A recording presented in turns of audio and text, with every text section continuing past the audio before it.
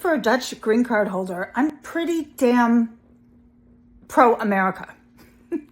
I talk about your story starts the moment you take your first breath. And I have this great first friend that I met when my parents immigrated when I was a baby. And we have this back and forth sometimes, and we have very, different ideas. Yesterday I sent just what other people in the world are saying. It was this little opinion piece. It was very cringy. I felt bad, but it was very on the nose. I think people should be informed how the rest of the world is looking at what's going on. If we can't see what's going on in our own country, then at least see what the other people are saying. People are really like, what the heck is going on with America? Here's the thing.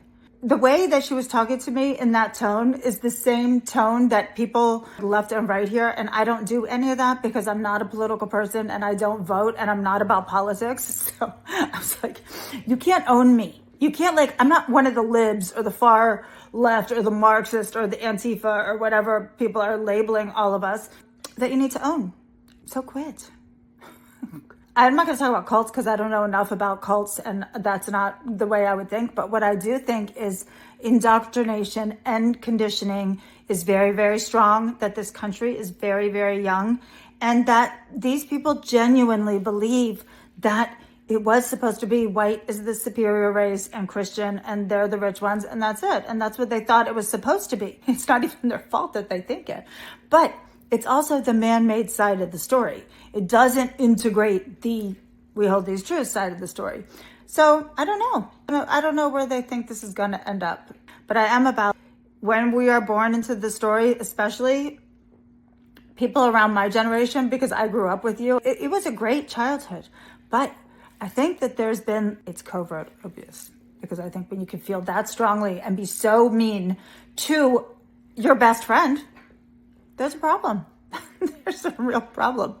I know her. I know her parents. I know her family. I love her. I love them all. I can't believe that they've gone into this, but this is what happens.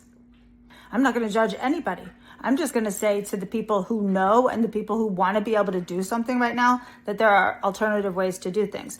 Definitely, it's important to do all the things, everybody, all hands on deck, civic action in the communities and voting and all that. That's very necessary. But another fundamental thing that needs to happen, especially if we've been brought up privileged, is to deconstruct the environment is the environment because navigating it had to happen. But also we have challenges. We have things we don't process. We keep going. It's just a normal thing. I'd say there's collective trauma all over the world. Look at the world. Right now. And if we in America wanted to make it better, white women is the first step only. The other people have already done their work. They're already used to this kind of environment. They're already used to oppression. They're already used to all these things. If we could do this part and then connect with the others, then we're going to see some magic happen. Some real magic, people. Stop seeing everybody as separate. Stop seeing everything as race or religion or political side. Start seeing things as energy, born into different forms, having different stories, and every story is worthy as the other one. There is no superior race, no superior gender, race, religion, ideology. We're all human. It's not just the great American experiment, it's also the great human experiment. This is why when we figure out shit here quickly, ripple effect on the rest of the world. I'm just saying.